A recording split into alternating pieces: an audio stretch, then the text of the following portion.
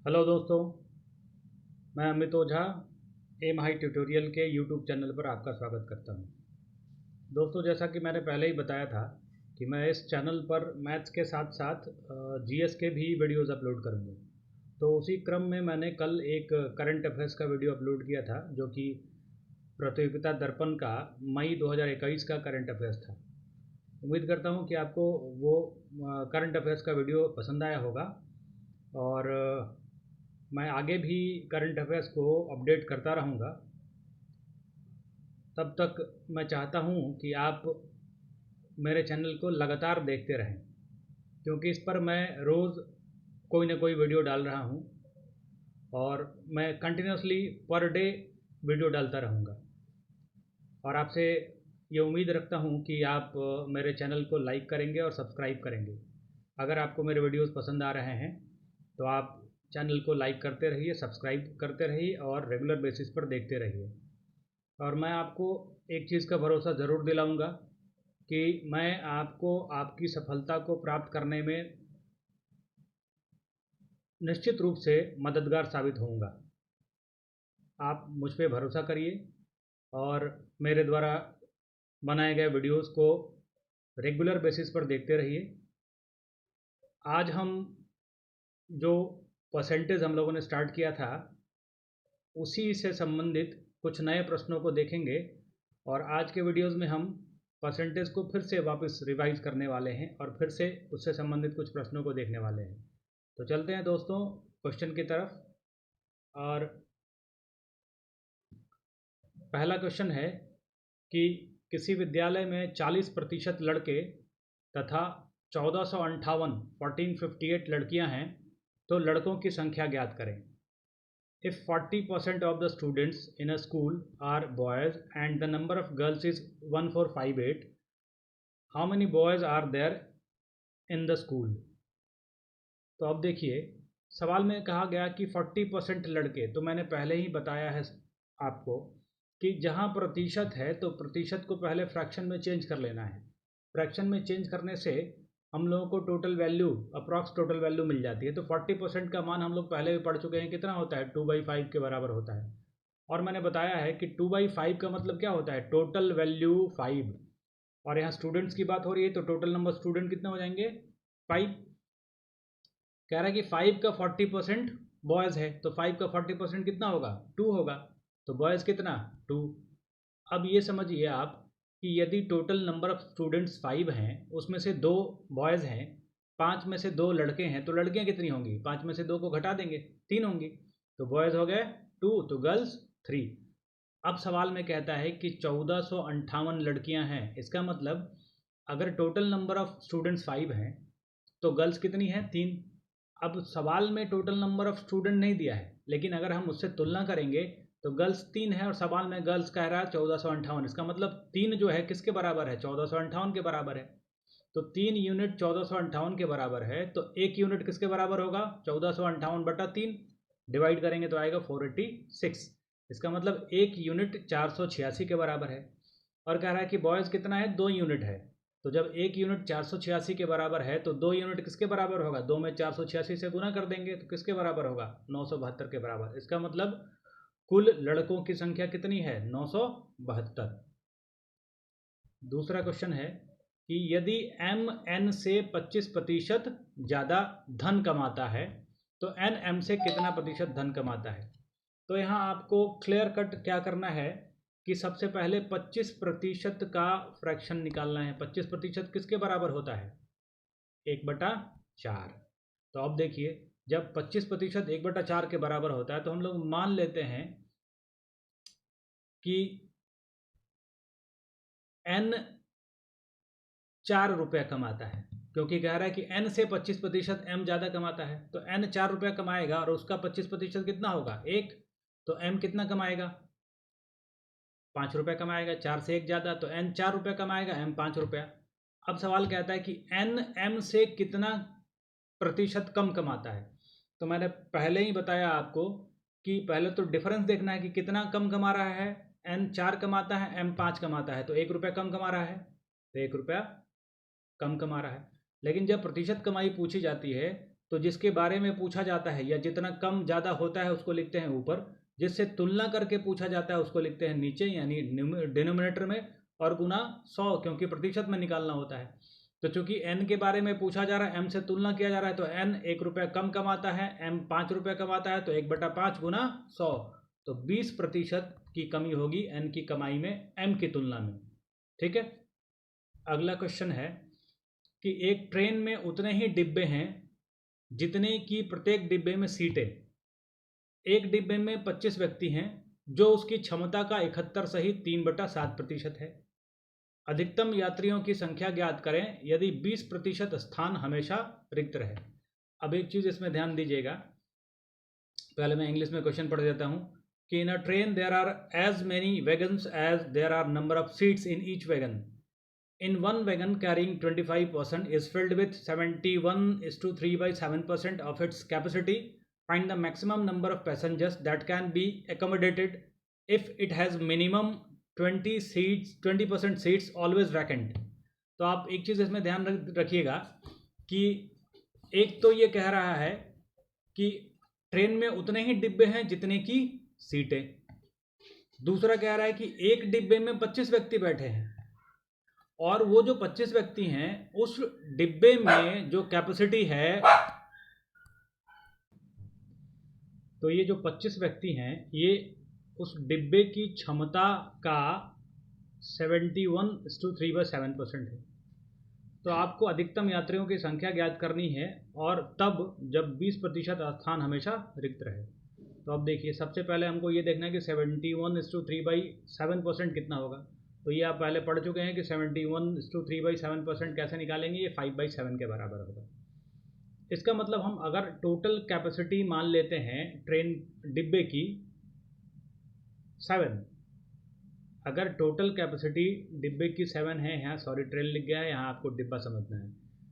Total capacity डिब्बे की कितनी है, 7, तो कह रहा है कि 71:3/7% जो है वो कितना है, 25 व्यक्ति हैं। तो 7 का 71:3/7% कितना होगा, 5। इसका मतलब 5 किसको रिप्रेजेंट करेगा, 25 को करेगा। तो अगर 5 25 को रिप्रेजेंट करेगा तो 1 5 को रिप्रेजेंट करेगा, और 7 किसको रिप्रेजेंट करेगा, 5 गुना 7 35 को। इसका मतलब है कि उस डिब्बे की टोटल कैपेसिटी कितनी है, टोटल क्षमता हो गई 35। और सवाल कहता है कि ट्रेन में उतने ही डिब्बे हैं जितनी की प्रत्येक डिब्बे में सीटें, और क्षमता का मतलब क्या हो गया, सीट, कि ट्रेन में 35 लोग बैठ पाएंगे। तो अगर 35 लोग बैठ पाएंगे ट्रेन में, सॉरी डिब्बे में, और डिब्बे की क्षमता 35 है, तो नंबर ऑफ वैगन्स भी, डिब्बा भी उतना ही होगा 35, क्योंकि सवाल कह रहा है कि उतना ही डिब्बा है जितना एक डिब्बे में व्यक्ति बैठ पाएंगे। तो अब टोटल नंबर ऑफ सीट्स कितना होगा टोटल ट्रेन में, 35 गुना 35, जितना डिब्बा उतने एक डिब्बे में उतने लोग बैठेंगे, तो 1225। लेकिन कह रहा है कि टोटल नंबर ऑफ सीट्स या मैक्सिमम नंबर ऑफ पैसेंजर्स, तो जितना टोटल नंबर ऑफ सीट्स होगा वही मैक्सिमम नंबर ऑफ पैसेंजर्स होगा। लेकिन ये तब जब 20% स्थान खाली हो जाए। तो 20% किसके बराबर होता है, 1/5, सॉरी ये 4 है, ये इसको आप 5, 1/5 के बराबर होता है। तो कह रहा है 20% स्थान खाली रह जाए, तो अगर 5 टोटल स्थान है, 5 में से 1 खाली रह जाएगा, होगा कितना, 4, मतलब टोटल नंबर ऑफ सीट कितना होगा, 4/5 गुना 1225। सॉल्व करेंगे आप तो 5 से 1225 245 बार में कटेगा, तो 4 गुना 245 980 सीट्स, मतलब total number of maximum number of passengers कितना होगा, 980। अगला क्वेश्चन देखते हैं। इसमें कह रहा है कि XYZ ने एक पेन 8400 रुपये में खरीदा, Y + Z + W का हिस्सा X के हिस्से का 460% है, जबकि X + Z + W का हिस्सा Y के हिस्से का 366.66% है, तथा Z का हिस्सा X + Y + W के हिस्से का 40% है। तो W का हिस्सा ज्ञात करें। तो अब देखिए, इसमें दो चीज़ें हैं। एक तो हम लोग जो एब्सोल्यूट वैल्यू दिया है कि 8400 में पेन खरीदा, यहाँ से लेके चलें, या फिर चूंकि ये कंपैरिजन किया गया है चारों लोगों के बीच का, एक दूसरे के बीच के हिस्से को लेकर, तो उनके कंपैरिजन को लेकर आगे बढ़े। तो सबसे पहले हम ये देखते हैं, कह रहा है कि y plus Z plus W का हिस्सा x के हिस्से का 460% है। तो पहले तो आप देखिए 460% किसके बराबर, 460% को आप तोड़ेंगे दो पार्ट में, तो 400% 4 के बराबर और 60% 3/5 के बराबर, दोनों को जोड़ देंगे 23/5। इसका मतलब 5 का 460% 23 होगा। तो अगर x 5 हो गया तो y plus Z plus W कितना होगा, 23 होगा। फिर ऐसे ही कह रहा है x plus Z plus W का हिस्सा y के हिस्से का 366.66% है। तो हम लोग फिर 366.66% निकाल लेंगे, कितना होगा, 11/3 होगा। सॉल्व कर लीजिएगा, ये पहले भी मैंने बताया है वीडियो में, एक स्पेशल वीडियो इसी के लिए है। तो 11/3 होगा। इसका मतलब अगर y 3 है तो x plus Z plus W कितना है, 11 है। फिर सवाल में कहता है कि z का हिस्सा x प्लस वाई प्लस डब्ल्यू के हिस्से का 40% है। तो हम लोग जानते हैं 40% किसके बराबर, 2/5 के बराबर। इसका मतलब ये कि अगर x plus y plus z के हिस्से का 40% है, तो अगर x plus y plus z कितना होगा, 5 होगा, तो z कितना होगा, 2 होगा। तो अब देखिए सब जगह x W Y Z, Y W X Z, Z W Y X, सब जगह ये चारों हैं, एक्स वाई जेड डब्ल्यू। तो अगर हम सबको जोड़ देंगे तो 23 और 5 28, तो यहाँ टोटल वैल्यू कितना हो गया, 28। तो अगर हम ऐसा करें कि ये तीनों रेशियो में हम टोटल वैल्यू 28 कर दें, तो टोटल वैल्यू 28 करने के लिए क्या करना होगा, देखिए 11 और 3 14 हुआ, यहाँ 5 और 2 7 हुआ। तो 11 3 14 हुआ, तो अगर 2 से मल्टीप्लाई कर देंगे तो 28 होगा। तो 2 से मल्टीप्लाई करने का मतलब 11 में भी करना होगा और 3 में भी करना होगा। तो यहाँ 3 दूना 6, फिर यहाँ 5 और 2 7 हुआ। तो इसको 28 करने के लिए क्या करना, 4 से मल्टीप्लाई करना पड़ेगा। तो यह भी 5 गुना 4 2 गुना 4, तो यहाँ 4 दूना 8। अब देखिए ये सब हिस्सा 28 28 हो गया, तीनों बराबर हो गया। तो अब देखिए कि y का हिस्सा कितना, 3 गुना 2 6, तो यहाँ लिख दिया 6। z का हिस्सा 4 गुना 2 8, यहाँ लिख दिया 8। अब देखिए कि y plus Z plus W किसके बराबर, 23 के बराबर, और y प्लस जेड किसके, 6 प्लस 8 14 के बराबर। तो डब्ल्यू का हिस्सा क्या होगा, माइनस कर देंगे, 23 में से 14 माइनस करेंगे, डब्ल्यू का हिस्सा हो जाएगा 9। दूसरी बात ये कि सवाल में कह रहा है कि इन चारों ने मिलकर 8400 में पेन खरीदा है, और यहाँ कितना दिखा रहा है, 28 रुपये में पेन खरीदा है। तो 28 किसको रिप्रेजेंट करेगा, 8400 को। तो एक किसको रिप्रेजेंट करेगा, 8400/28, भाग दे दीजिएगा, कितना आएगा, 300। तो जब एक 300 को रिप्रेजेंट करेगा तो 9 किसको रिप्रेजेंट करेगा, 9 गुना 3 2700। इसका मतलब डब्ल्यू का हिस्सा कितना हो जाएगा, 2700। क्लियर है, इसको आप खुद से फिर बार बार सॉल्व करिए, क्लियर हो जाएगा। अगला है कि एक व्यक्ति 20 मिनट में 40 पंक्तियां टाइप करता है, लेकिन प्रत्येक पंक्ति में 8% स्थान खाली छोड़ देता है। तो 10 पंक्तियों वाले 46 पेजों को वह कितने समय में टाइप करेगा यदि वह अब पहले का 25% अतिरिक्त स्थान छोड़ता है। A man can type 40 lines in 20 minutes but he leaves 8% margin of each line. In how much time he will type 46 pages with 10 lines on each pages on which he leaves 25% more margin of before। यहाँ ध्यान रखिएगा, ये कह रहा है 25% more margin of before।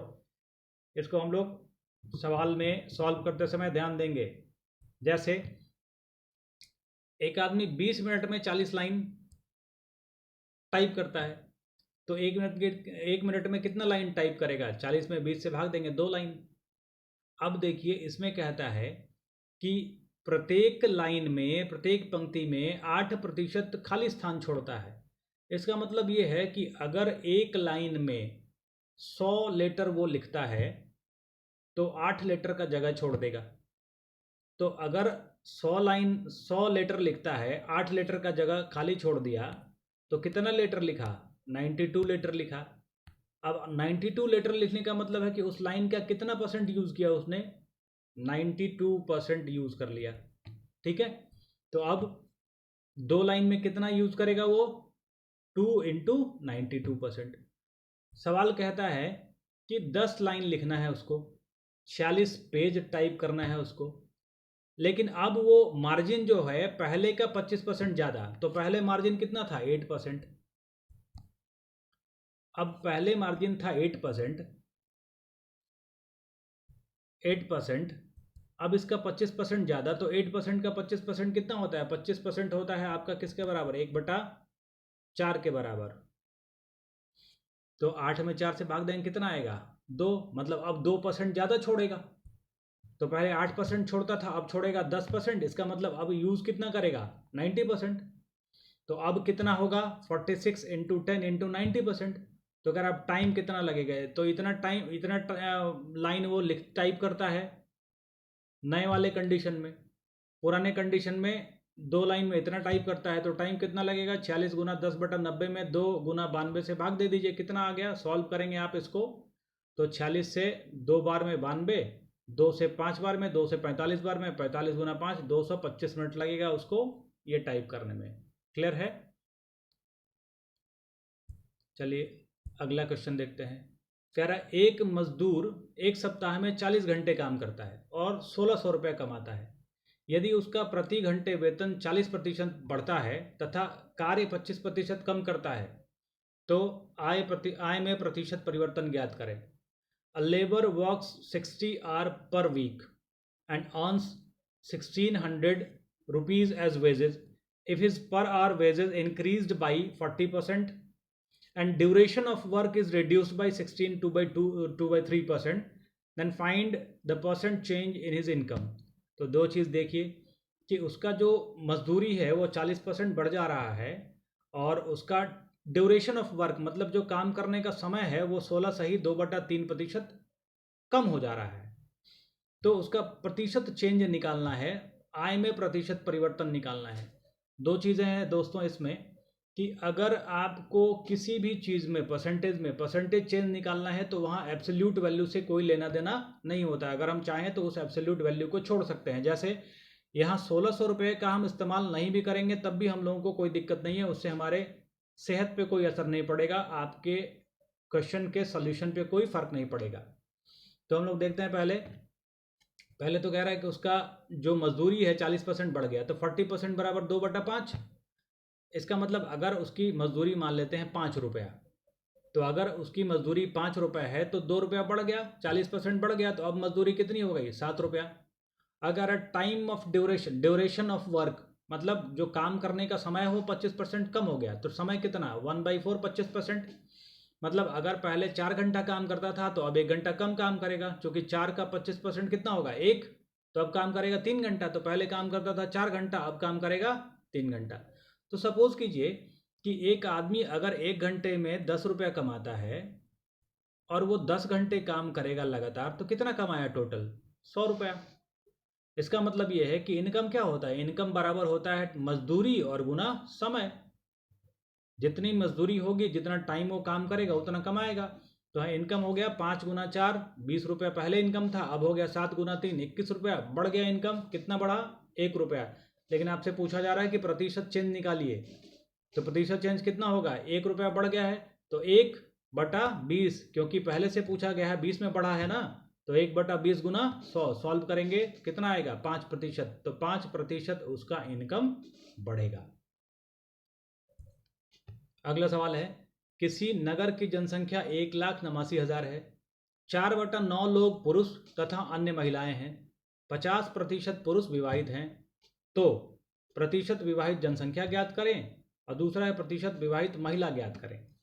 The population of a town is 1,89,000, 4/9 of total population are men, rest are women, 50% male are married, then find percentage married population. और दूसरा है फाइंड परसेंटेज मैरिड वुमेन। अब देखते हैं इसको।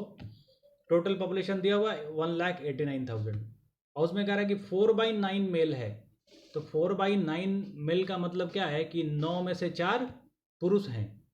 तो जब अगर 9 में से 4 पुरुष हैं तो फीमेल कितना 9 - 4 5, तो मेल हो गया 4 और फीमेल हो गया 5।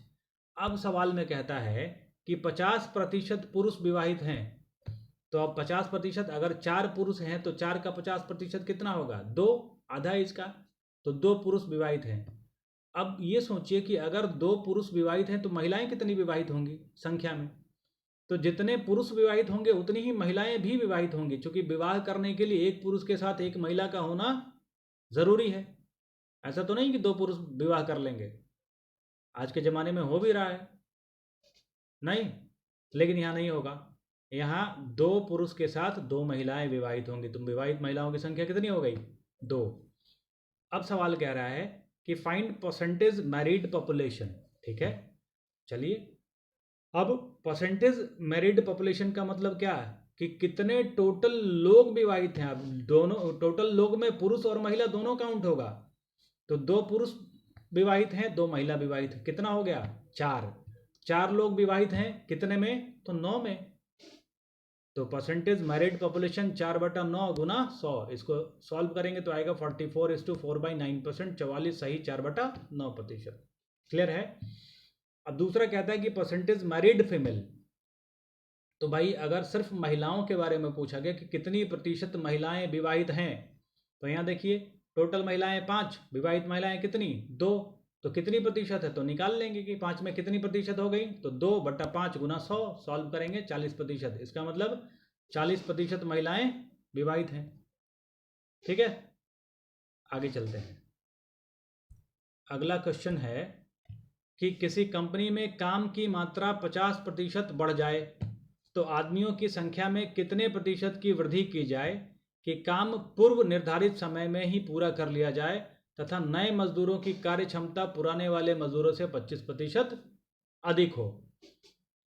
अब यहाँ कैपेसिटी की बात कर रहा है, तो पहले इंग्लिश में देख लीजिए। The amount of work in a company is increase by 50%, by what percent it's number of workers should be increased to complete the work in previous time if the capacity of the new workers is 25% more than previous workers। तो अब एक चीज़ देखिए कि काम की मात्रा 50% बढ़ रही है। अब काम की मात्रा 50% बढ़ गई और आपको काम उसी टाइम पे चाहिए जिस टाइम पे आपका काम होना है, तो निश्चित रूप से आपको आदमियों की संख्या बढ़ानी पड़ेगी। अगर आपने काम की मात्रा को देखते हुए आदमियों को हायर किया था। अब ये भी कह रहा है कि जो नए मजदूर आएंगे वो पुराने मजदूर से 25% अधिक कैपेसिटी वाले होंगे। 25% का मतलब होता है कितना? 25% बराबर 1/4। मतलब ये कि पुराने मजदूर अगर 4 काम करेंगे तो ये उससे 1 ज़्यादा काम करेंगे, ये मतलब है। तो अब ये सवाल को देखते हैं, इसमें कह रहा है कैपेसिटी 25% ज़्यादा हो। मान लीजिए ओल्ड जो पर्सन है, आदमी हैं, उनकी कैपेसिटी है कितना? 4 काम करने की। अब 4 काम कुछ मान लीजिए, जैसे मान लीजिए 4 बॉटल बनाना है, तो 4 बॉटल बनाते हैं पुराने वर्कर या पुराने पर्सन हैं। तो न्यू पर्सनस की कैपेसिटी कितनी होगी? 5, क्योंकि कह रहा है 25% ज़्यादा है, तो 4 का 25% हो गया 1। तो न्यू पर्सनस की कैपेसिटी 5 हो गई, 5 बॉटल बनाने की। अब ये कह रहा है सपोज कीजिए कि टोटल वर्क कितना होगा या कितना काम हो। मान लीजिए एक आदमी की कैपेसिटी 5 बॉटल बनाने की है और 10 आदमी आ जाए आपके पास, तो कितना बॉटल बन जाए? 50 बॉटल बन जाएगा। इसका मतलब टोटल वर्क कितना होगा? 50 बॉटल का वर्क होगा, 50 बॉटल बनेगा। तो मैंने पहले दिन से आपको बताया है कि अगर प्रतिशत में किसी चीज़ को आपको मानना है, कोई यूनिट मानना है, कोई एब्सोल्यूट वैल्यू मानना है, तो हम क्या मानेंगे? 100 मानेंगे। तो हम लोग मान लेते हैं कि जो ओल्ड पर्सन्स थे वो 100 थे। कंपनी में कार्य करने वाले लोगों की संख्या तो दी नहीं हुई है, तो अगर संख्या नहीं दी है तो संख्या हम मानेंगे, क्या मानेंगे? संख्या मान लेंगे 100। पुराने 100 लोगों की संख्या मान ली और उनकी कैपेसिटी कितनी है? 4 बॉटल बनाने की। तो टोटल कितना बॉटल बनाएंगे? 400 बॉटल बनाएंगे। अब कह रहा है काम की मात्रा 50% बढ़ जाए, तो भाई अब काम कितना हो रहा है? 400 बॉटल का बनाने का काम हो रहा है। अब ये 50% बढ़ने का मतलब 400 का आधा बढ़ जाएगा, तो 50% कितना हो जाएगा? 200। तो 200 काम बढ़ गया। अब ये समझिए काम तो 200 बढ़ गया, लेकिन ये जो पुराने आदमी हैं उनकी कैपेसिटी तो 4 बॉटल की है, वो तो उतना ही बनाएंगे एक दिन में, उससे ज़्यादा तो बनना नहीं है। तो अब ये जो बनाएंगे ये कौन बनाएंगे? नए आदमी बनाएंगे। तो 200 बॉटल जो बढ़ा है ये नए आदमी बनाएंगे, तो नया पर्सन कितना दिन लगेगा 200 बॉटल बनाने में? 200 में 5 से भाग दे देंगे, चूँकि 5 बॉटल बनाते हैं, उनकी कैपेसिटी है 5 बॉटल बनाने की, तो उनको लगेगा कितने लोग लगेंगे 200 बोतल बनाने में? तो 40 लोग लगेंगे नए 200 बोतल बनाने में। तो अब अगर 40 लोग लगेंगे तो 40 लोग हम लोग को बढ़ाना पड़ा। तो कह रहे कितना प्रतिशत इंक्रीज हुआ? तो पहले 100 आदमी था, अब 40 आदमी बढ़ा दिया गया है। तो 40 आदमी किसका? 100 का। और 100 का 40 संख्या कितना होता है? 100 का 40% होगा। इसका मतलब 40% आदमियों की संख्या बढ़ानी पड़ेगी। क्लियर है? चलिए अगला क्वेश्चन है कि यदि आयकर में 18% की वृद्धि हो तो शुद्ध आय में 7% की कमी होती है, तो आयकर की दर ज्ञात करें। अब इसमें एक चीज़ है, आप ध्यान रखिए कि आयकर और शुद्ध आय, सपोज कीजिए ये सब जो भी कमाते हैं वो, आपने देखा होगा कि आपके घर में जो नौकरी करने वाले हैं वो साल में इनकम टैक्स रिटर्न फाइल करते हैं, टैक्स फाइल करते हैं। तो वो इनकम पर दिया जाता है कि जितना इनकम है उसके हिसाब से सरकार का स्लैब है, उसके हिसाब से आपको टैक्स देना है। तो सपोज़ कीजिए एक आदमी 100 रुपये कमा रहा है और वो 20 रुपये इनकम टैक्स के रूप में भर दे रहा है। तो 100 रुपये कमाएगा, 20 रुपये टैक्स दे दिया, तो उसका नेट इनकम कितना हो जाएगा? 80 रुपया। अब मान लीजिए कि ये उसका टैक्स जो है वो बढ़ गया, सपोज कीजिए। तो 100 रुपये कमा, इनकम उसका फिक्स है, 100 रुपये कमाया, टैक्स बढ़ गया 30 रुपया, तो इनकम क्या हो गया? घट गया ना। 100 कमाया, 30 टैक्स के रूप में दे दिया, तो बचा उसके पास 70। तो टैक्स बढ़ेगा, नेट इनकम घटेगा। तो एक चीज़ हमेशा ध्यान दीजिएगा कि कितना घटा? टैक्स बढ़ा 10 रुपया तो इनकम घटा 10 रुपया। तो एब्सोल्यूट वैल्यू के रूप में बात करें अगर, तो जितना टैक्स बढ़ेगा उतना ही आपका इनकम, नेट इनकम घटेगा।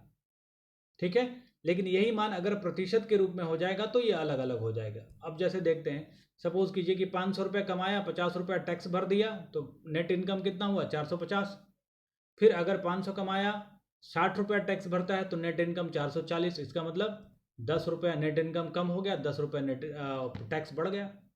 लेकिन अगर प्रतिशत निकालेंगे, 10 बढ़ा है किसका? 50 का, तो 10/50 गुना 100, 2, मतलब ये हो गया कितना? 20% टैक्स बढ़ा है। लेकिन इनका घटा कितना इनकम? 10/450 गुना 100, तो ये 20% नहीं होगा ना, अलग है। तो ये ध्यान रखिएगा कि प्रतिशत हमेशा अलग होगा इसका।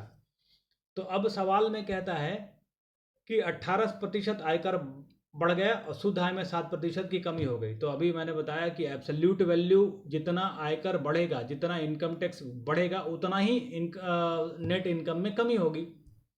तो इनकम टैक्स का 18% बराबर नेट इनकम का 7%, ये एब्सोल्यूट वैल्यू है। जब आप इसको सॉल्व करेंगे तो income tax upon net income बराबर हो जाएगा 7/18, मतलब नेट इनकम 18 रुपया है तो इनकम टैक्स 7 रुपये दिया गया है। अब इनकम माइनस इनकम टैक्स बराबर नेट इनकम, अभी हम लोगों ने पीछे देखा। तो इनकम टैक्स है 7, नेट इनकम है 18, इनकम नहीं पता है, ये चाहिए तो हाँ इनकम लिख दिया। तो इनकम बराबर कितना हो जाएगा? 7 उधर जाएगा, 18 + 7 25। अब इनकम मिल गया ना 25, और इनकम टैक्स कितना दिया? 7 रुपया। तो कह रहा रेट ऑफ इनकम टैक्स निकालिए। तो रेट ऑफ इनकम टैक्स बराबर 7/25 गुना 100, चूंकि 7 रुपया उसका इनकम टैक्स है, टोटल इनकम 25 रुपया है, तो 25 रुपये का 7 रुपये दे दिया इनकम टैक्स में। तो रेट ऑफ इनकम टैक्स कितना हो जाएगा? 7/25 गुना 100, सॉल्व कर देंगे कितना आएगा? 28%। क्लियर है? चलिए नेक्स्ट क्वेश्चन देखते हैं। सेम है पिछला जैसा हम लोगों ने देखा कि यदि आयकर में 13% की वृद्धि होने पर शुद्ध आय में 7% की कमी होती है तो आयकर की दर ज्ञात करें। If the income tax is increased by 7%, then net income is reduced by 13%. Find the rate of income tax. Sorry, ये इंग्लिश में थोड़ा गलत टाइप हो गया है, तो आप इसको सुधार लीजिएगा।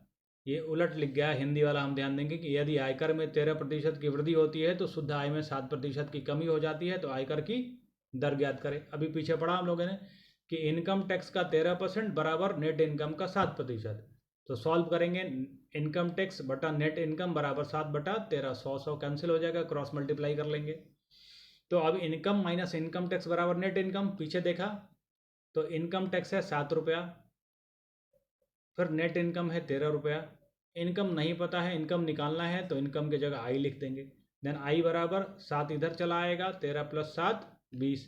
तो अब करा रेट ऑफ इनकम टैक्स कितना हो जाएगा 7/20 गुना 100, 20 से कटाएंगे 5 बार में, सॉल्व करेंगे 7 गुना 5 35%। तो इसका रेट ऑफ इनकम टैक्स कितना हो जाएगा 35%। क्लियर है दोस्तों। तो आज परसेंटेज में हम यहीं तक पढ़ेंगे और अगली क्लास में हम फिर कुछ नए सवालों के साथ आएंगे परसेंटेज में और सवाल लेकर। तो तब तक के लिए आप मुझे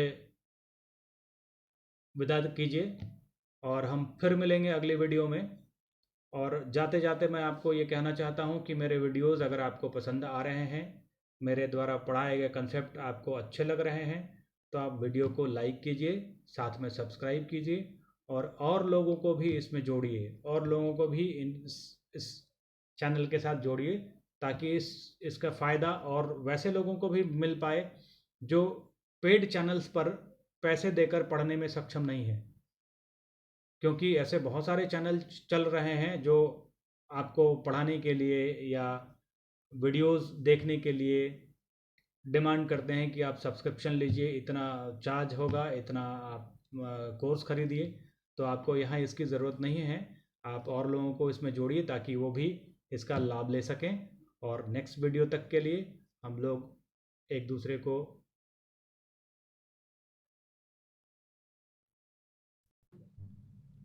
विदा कहते हैं और यहीं विराम लेकर अगले वीडियो की तैयारी करते हैं।